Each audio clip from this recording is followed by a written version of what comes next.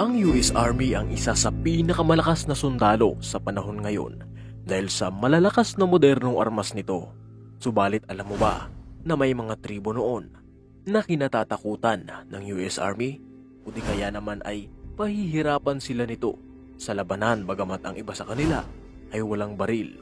Mula sa napakalupit na Native American tribe hanggang sa mga cannibal sa isla ng New Guinea, narito ang 10 tribo na kinatatakutan ng US Army.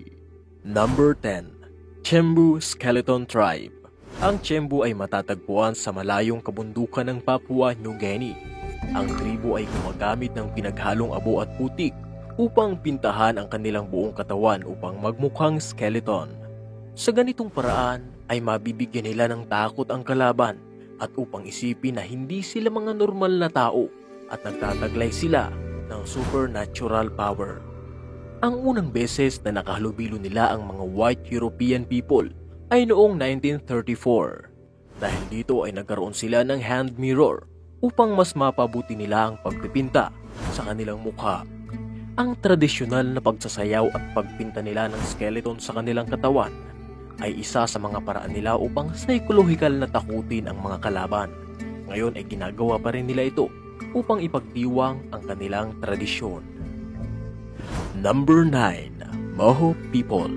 Ang Mohawk People ang unang nation tribe mula sa North America. Sila ay makikilala sa pamamagitan ng marka sa kanilang mukha at pulang balahibo sa kanilang ulo. Sa loob ng pagsasama-sama, sila ay itinuturing na tagabantay sa Eastern Door. Sa panahon ng kolonisasyon ng Europa, sinakop nila ang 3 nayon sa kanluran na ngayon ay Schenectady, New York. Madalas na nakikipaglaban ang mga Mohawk people sa mga kalapit na tribo, samantala ay lalong nadagdagan ang kanilang tagumpay nang ma-introduce sa kanila ng Dutch ang mga baril sa panahon ng kalakalan.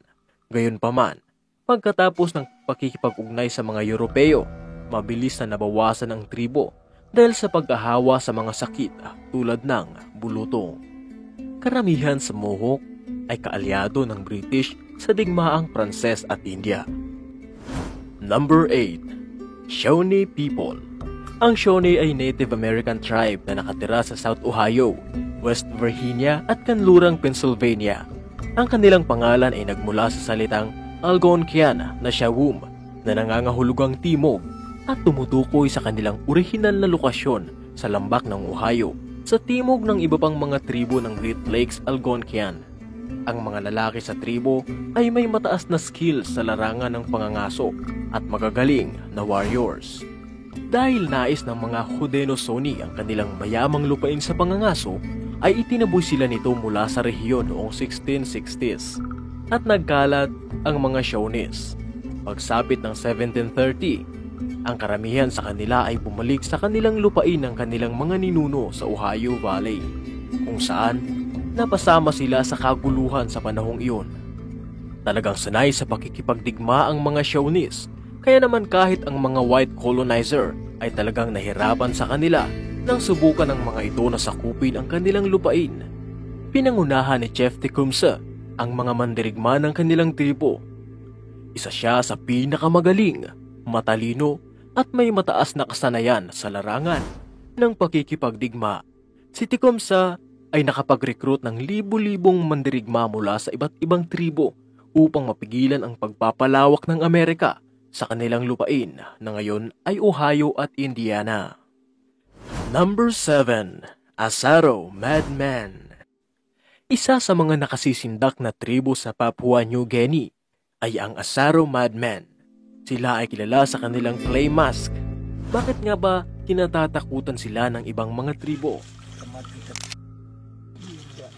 Ayon sa isang kwento, sila ay natalo ng kanilang kaaway na tribo at pinilit na tumakas patungo sa Asaro River. Naghintay sila hanggang sumapit ang gabi bago tuluyang tumakas. Nang ang isa sa kanila ay umahon sa putikan mula sa Asaro River, ay nakita ito ng isa sa kanilang mga kaaway. Ang mga tribo sa Papua New Guinea ay takot na takot sa mga espiritu, kaya naman inakala ng kaaway na ito ay isang espiritu. Kaya ang mga ito ay natakot at agad na tumakas. Pagkatapos ay Agad na pumunta ang Asaro sa nayon upang makita kung ano ang nangyari. Subalit nang makita sila ng mga kaaway, ay agad na kumaripas ng takbo ang mga ito. Ayon kasi sa alamat, pinaniniwalaan ng mga taga Papua New Guinea na ang putik sa Asaro River ay nakalalason. Dahil dito, imbis na ipahid ang putik sa kanilang mukha ay gumawa na lamang sila ng clay mask at naglagay ng maliliit na kawayan sa kanilang daliri upang takutin ang mga kaaway. Number 6. Sentinelese Tribe. Ang Sentinelese ay ang pinaka-isolated tribe sa buong mundo. Nakatira sila sa kanilang sariling maliit na kagubatang isla na tinatawag na North Sentinel, na humigit kumulang sa laki ng Manhattan. Patuloy nilang nilalabanan ang lahat ng mga tagalabas na nakikipag-ugnay sa kanila. Inaatake ang sinumang lumapit sa isla.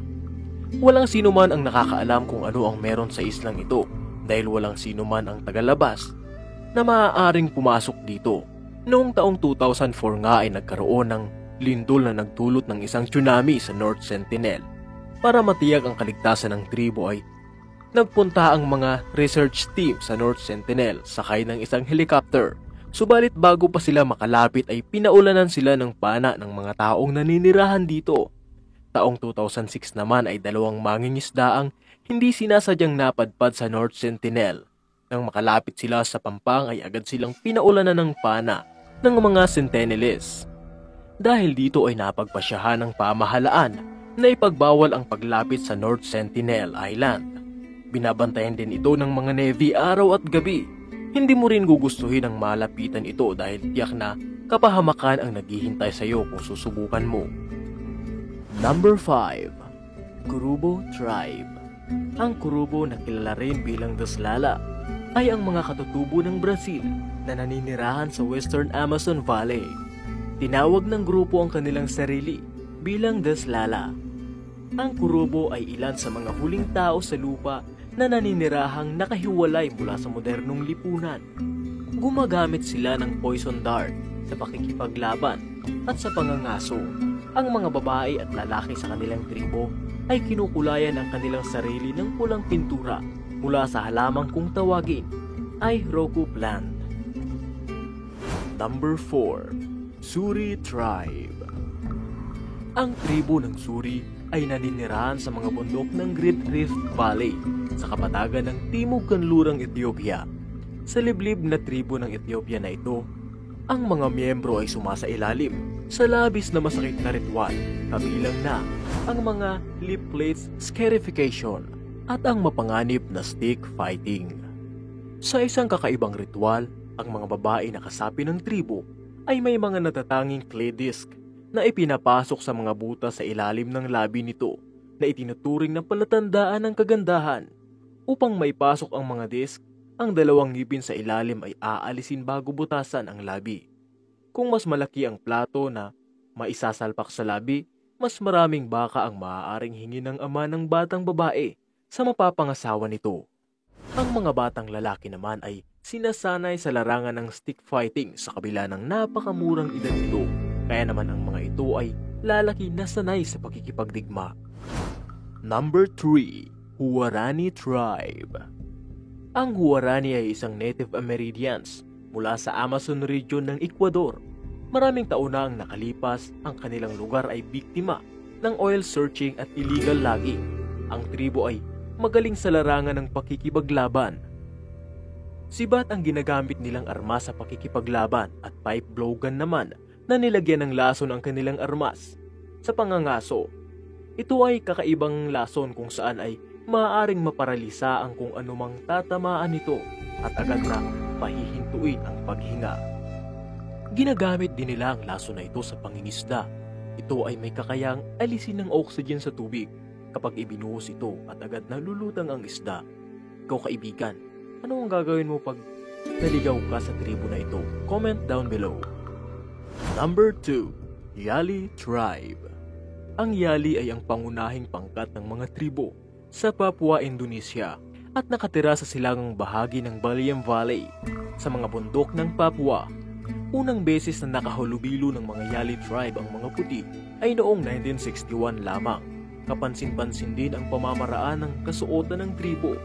Ang mga kalalakihan ay nagsusuot lamang ng isang kaluban sa kanilang ari at naglalagay ng binilog na uway sa paligid ng kanilang baywang. Ang mga kababaihan naman ay nagsusuot lamang ng palda na gawa sa tambo. Alam mo ba kaibigan na ang tribo ng Yali ay ang isa sa mga nakakatakot na kanibal sa kanlurang bahagi ng New Guinea Island? Tama kaibigan, kumakain sila ng laman ng tao. Maliit lamang ang mga tao sa tribo na ito subalit sila ay napakamabangis at nakakatakot.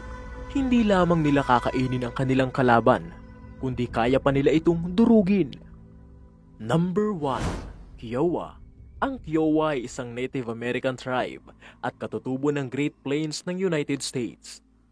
Noong 18th centuries, sila ay nag-migrate pakanluran mula Western Montana patungo sa Rocky Mountain ng Colorado.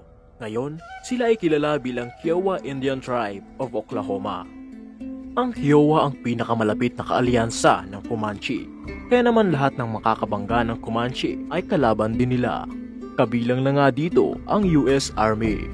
Sa kasagsagan ng digmaan, napakaraming buhay ang kanilang tinapos at maituturing ang labanan na iyon bilang pinakabrutal na digmaan sa pagitan ng Native American laban sa American government.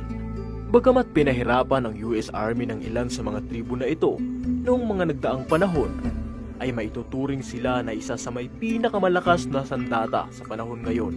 Kung ikaw ang tatanungin kaibigan, takot pa kaya ang US Army sa mga tribo na ito? Comment down below. Yan lamang kaibigan, maraming salamat sa panonood.